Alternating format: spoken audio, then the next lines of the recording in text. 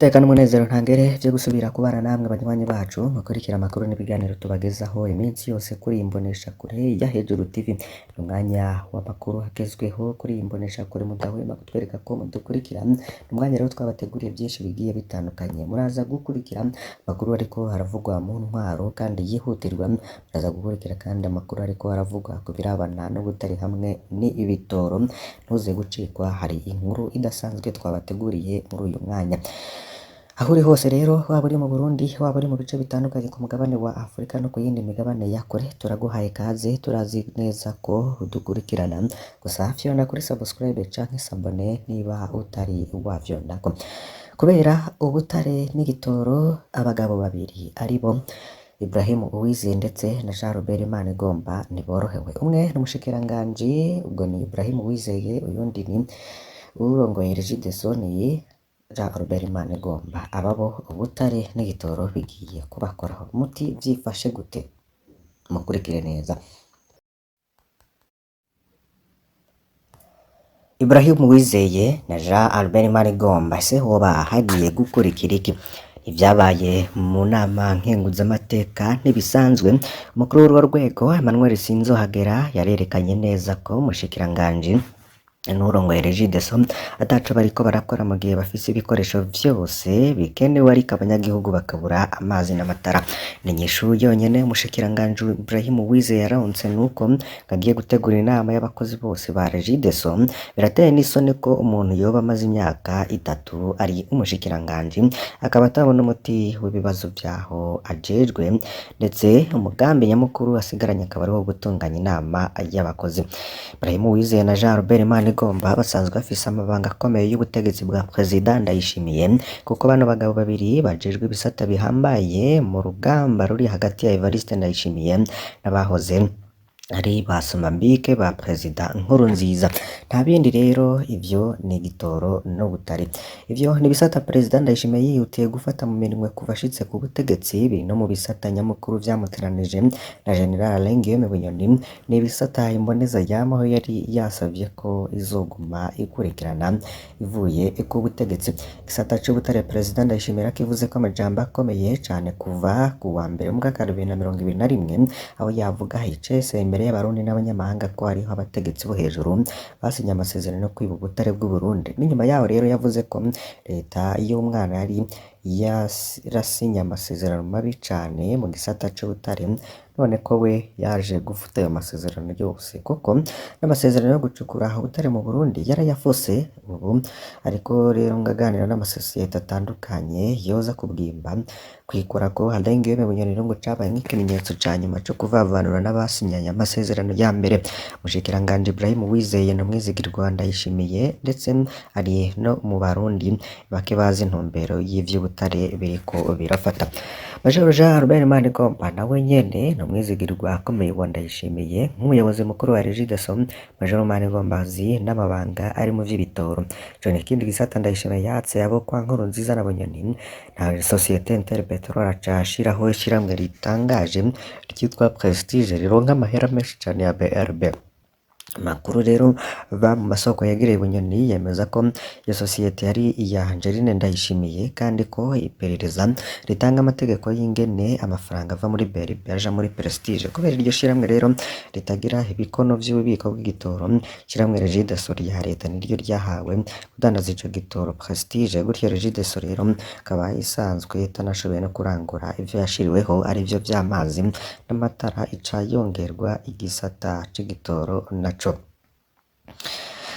Haribazwa niba umunyabigega Nkurunziza agiye kubaguza abizigirwa ba Ndayishimiye, kuko ibintu biberamwo n'amakenguzamateka ntibisanzwe. Ubu bashikiranganje rero bahoze baja kujandajana imbere ya Sena, ubu bagenda umutima usimba batazi ibihavu bashikira. Rero barabazwa koko ibibazo bihanze abanyagihugu cane cane ibijanye n'ubutunzi. Emmanuel Sinzohagera niwe fatani ya mbere mu kubaza ivyo bibazo. Muribuka rero hari n'inkuru twagiye tubagezaho y'ingene umushikiranganji Martin Teretse yabize icuye imbere y'inama nkenguzamateka ariko arabazwa impamvu Musitanteri Novasi Ndayihebura wa komine Mukaza atari bwakorwe kandi yari yagirizwa ubunyenyezi bw'isukari. Nta minsi rero yaciye Renovasi Ndayihebura yaciye abogozwa mu gihe Perezida Ndayishimiye rero yafata Martin Teretse nk'umushikiranganji w'akarorero. Ibibazo vya Emmanuel Sinzohagera vyo vyerekanye iyindi shusho. Ubwo rero hakaba hasigaye kwibaza ikizokwirikira kuri Ibrahim Uwizeye na Maja Albert Manigomba inyuma y'amajambo adasanzwe ya Emmanuel Sinzohagera umukuru w'igihugu rero azobemeza mu mabanga abantu. Inama nkenguzamateka yerekanye ko ataco bashoboye. Abantu basabwa gutanga imihoho umukuru w'igihugu ngo azobandanya kubagira abizigirwa biwe. Aho ibintu rero bikomeye nuko Emmanuel Sinzohagera azwi ko yari yajejwe ubutunzi bwa Nkurunziza, hari no muri bake bashobora kuba bazi n'amabanga y'amasezerano y'ubutare Nkurunziza yari yaremeye. Inyungu rero zayavamwo iyo zaja mu gihe Perezida Ndayishimiye we yemeza ko igihugu atana kimwe cayaronkamwo. Hano rero umuntu agasigara yibaza n'uwutsinda y'intambara hagati y'umunyabigago Nkurunziza n'abasomambike ba Evariste Ndayishimiye. Ico gihe Emmanuel Sinzohagera yabajije ibibazo vy'inkoramutima kuko ibibazo vya Emmanuel Sinzohagera ni ibibazo bihambaye cane ku Barundi. Igihe rero igihugu cari cuzuye imyidogo ijanye n'ingene abanyagihugu baronka amazi n'amatara mu gisagara ca Bujumbura, amakaritsiye arakuranwa kuronka amazi n'amatara, birababaje cane. Hari n'amakaritsiye yo avuga ko atakizi citwa amazi nko mu Gatumba muri 2023 humvikanye imyidogo abanyagihugu bavuga ko barembejwe na kolera kubera kubura amazi meza, ndetse n'ivyumvikana ingene umushikiranganji amaze imyaka 3 ajejwe ico gisata ubu ariho yaragiye kwiyumvira n'inama y'abakozi ba Regideso. Utwara Regideso we ngo yobaye yarabogojwe ko yataba umuntu Ndayishimiye. Ibisata bitatu rero ajejwe harimwo amazi, amatara n'igitoro, nta na kimwe kitidogerwa n'abanyagihugu. Emmanuel Sinzohagera ariko akora igikorwa gikomeye mu gutuma n'abashikiranganji babazwa ivyo bakora, ngo nico gikorwa yatorewe n'umukuru w'igihugu nawe nafate umurindi ngo aze arabogoze abategetsi bari mu bibanza badashoboye. Perezida Ndayishimiye rero akaba ngo yaremereye igihugu giteye imbere muri 2040. Amazi n'amatara rero n'intambwe tangurira izindi muri iyo nzira y'iterambere. Nivyo rero biriko biravugwa hagati y'abo bagabo batatu, Emmanuel Sinzohagera, Ibrahim Uwizeye ndetse na Jean Albert Manigomba. Bumviza ko ibintu bitoroshe habe namba. Reka tuje mu yandi makuru nk'uko tubisanga mu kinyamakuru VOA radiyo yacu, ngo ni radiyo y'ijwi ry'Amerika. Bavuga ko mu gihugu c'u Burundi abavunjayi basaba leta guhagarika kubahohotera. Abavunjayi mu Burundi basaba leta guhagarika kubahohotera no kubaburabuza mu gihe baba bariko barakora bisunze amategeko. Abarenga 15 rero bakaba bafunzwe n'amazu amwe akora ivyo kuvunja amafaranga mvamakungu yarugawe, kandi nayo bene yo bahitamwo kuyiyugarira kuko abakozi babo batwawe n'inzego z'umutekano n'igendereza. Ni mu gihe rero idolari rimwe mu Burundi ubu rivunja yarenga 6,400 y'amafaranga y'amarundi, aho bita kuri marché noir. Gutoroherwa abavunjayi byatanguye kwa 15 Ruhuma 2020, aho hugarwa amazu yose curuza amahera mvamakungu mu Burundi. Jagera idolari ryavunjwe hagati y'igihumbi n'amajana 700 hamwe n'igihumbi n'amajana 800 muri BRB hamwe n'ibihumbi 2,900 mu isoko iyo mu Rufuri. Mu mpera z'umwaka 2022 wararongoye BRB ni Dieudonné Mugirantwari mu nama n'abakorera muri ico gisata yamenyesheje ko ukeneye gukora yugururiwe ashingwa ko umutahe ungana n'imiliyoni 500, ingwate y'imiliyoni 10, miliyoni 2 z'ubuhinga bukoreshwa hamwe n'umiliyoni 1 wo kwiga dosiye mu kiringo c'ukwezi kumwe. Umutahe rero waje utorohereza umuvunjayi nk'uko bavyivugira kuko ari umurengera bari muri ico gisata. Naho birukorera amazu acuruza amahera mvamakungu yaruguruwe yongerera ahabwa na BRB amafaranga, ariko ifaranga rero ryaciye ritakaza agaciro. Mu banki nkuru y'igihugu dolari rimwe rero ryavuye hagati y'igihumbi n'amajana 7 n'igihumbi n'amajana 8 rija ku bihumbi 2,800 hamwe n'ibihumbi 2,900 mu mpera z'ukwezi kwa gatandatu 2023, nyuma y'uko BRB bivuze ko hariho harakorwa amanyanga menshi muri urwo rudandazwa yatanzwe mu mabiro de change ajanwa ahitwa ku isoko ryo mu Ruvuri, haciye rero hugarwa n'amabiro de change arenga 6. Ni mu gihe rero idolari rimwe ryavunjwa ibihumbi 3,800. Mu makuru rero yo kwizera abakunzi ijwi rya Amerika nk'uko ibitangaza baronse nubwo kuva ico gihe haciye hatangwa n'itegeko mu biro vy'umukuru w'igihugu ryo kurondera wese ari muri urwo rudandaza afatwe afungwe. Ku wa 22 ukwa kane 2024 urwigirwa abavunjayi rwaciye rutangura idolari rimwe ryari rigeze ku bihumbi 5,300. Abavunjayi 9 rero barafashwe, 6 baca binjizwa impimba. Ku wa 24 z'uku kwezi muri Forex abagenzi bari kwibarabara Avenue de la Mission, haba abakiriya abakozi n'ivyari indani vyose byarafashwe bijanwa mwigendereza mwiteka Forex. Rero hafashwe abashika 5. Biro yitwa Funga Break yo yaciye yugarira nyuma yo gutwara abakozi bayo 3. Uruyigi rero rukomeye rurabandanya mu gisagara ca Bujumbura, aho wiketswe wese aca afatwa n'igendereza agafungwa hadasizwe inyuma uwo wese ari ifatanywe mu mufuko. Urirungikiwe n'uwiwe ari mu makungu rero afashwe aca atwarwa n'igendereza.